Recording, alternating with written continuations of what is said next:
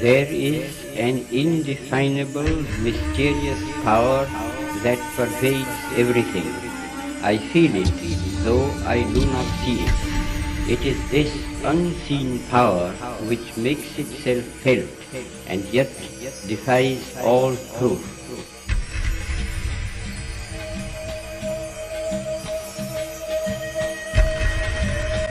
As you sow, so shall you reap. This is also known as the law of cause and effect.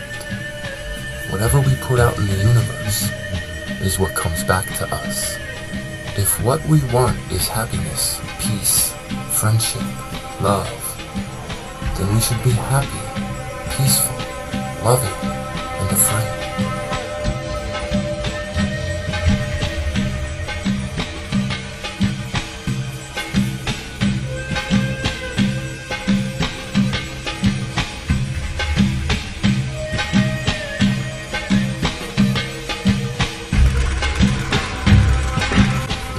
Doesn't just happen, it requires our participation. We are one with the universe, both inside and out. Whatever surrounds us gives us clues to our inner state. Be and do yourself what you want to have in your life.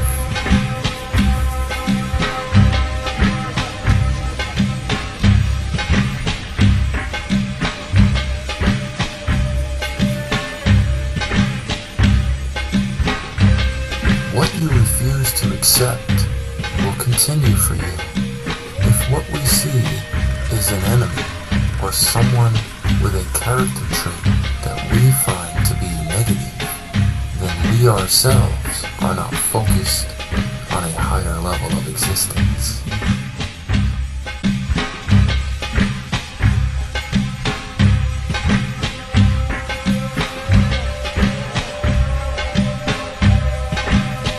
Wherever you go, there you are.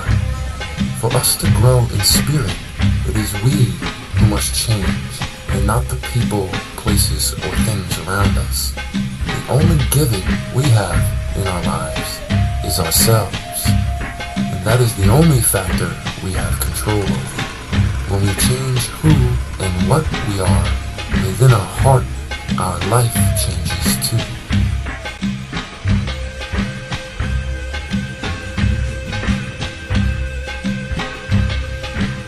Whenever there is something wrong, there is something wrong in me. We mirror what surrounds us, and what surrounds us mirrors us. We must take responsibility for what is in our life.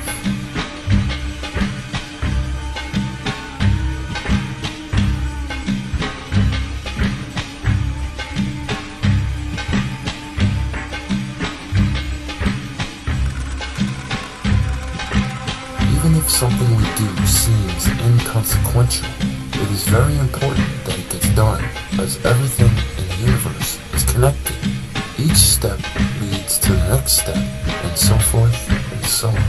Someone must do the initial work to get a job done.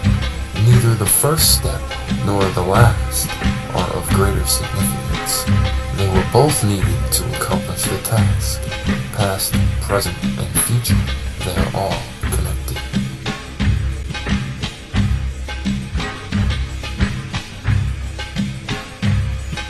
You can't think of two things at the same time.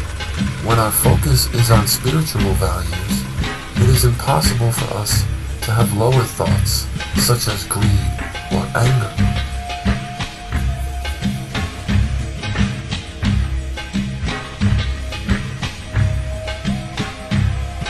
If you believe something to be true, then sometime in your life you will be called upon to demonstrate that truth. Here is where we put what we say that we have learned into practice.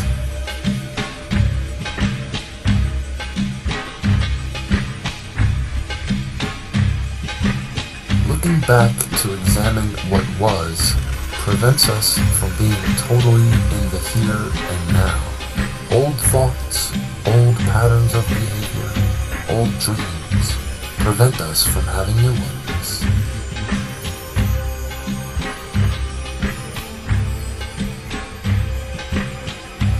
History repeats itself until we learn the lessons that we need to change our paths, globally and personally.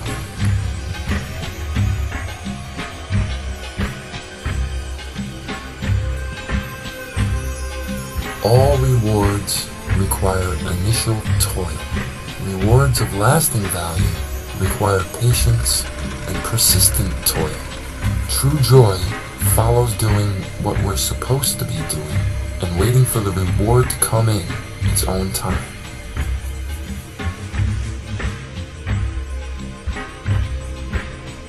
You get back from something whatever you put into it.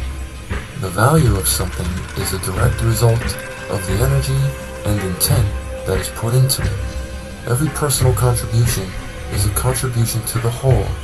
Lackluster contributions have no impact on the whole or work to diminish it. Loving contributions lift up and inspire the whole.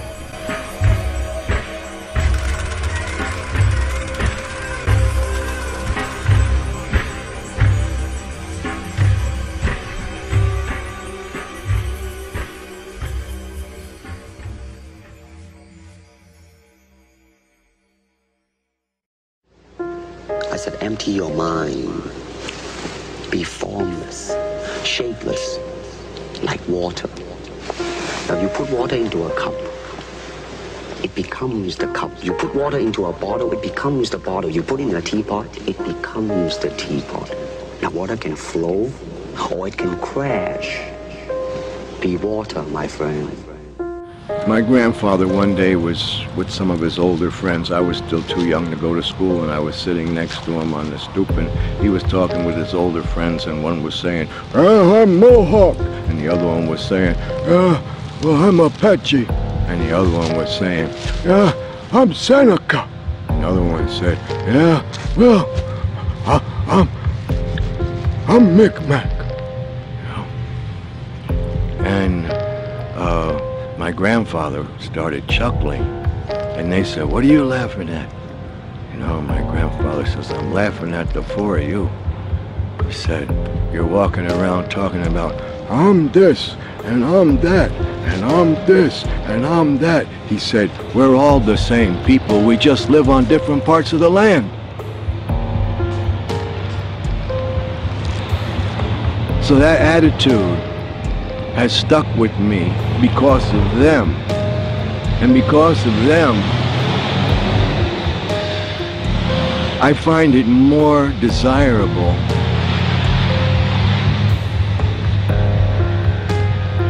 to keep a peaceful spirit within me as opposed to an angry or bitter or mean or greedy or revengeful spirit. Not that I haven't known those spirits, because I have had a measuring stick.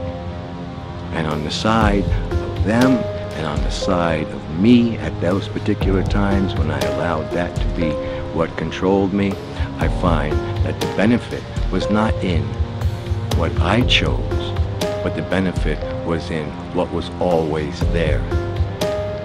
And what was always there was, oh, great holy,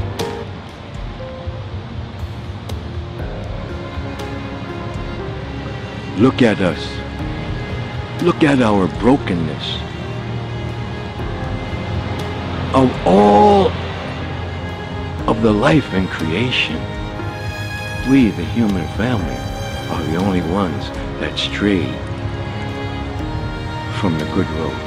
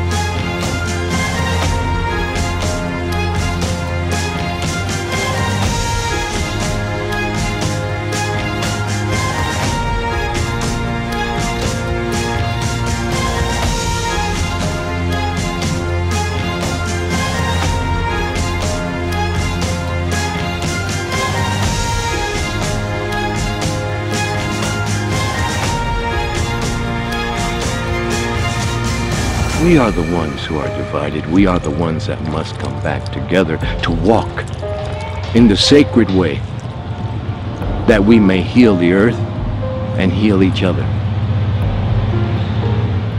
I would like to have a big head and get a lot of pats on the back and walk around like this.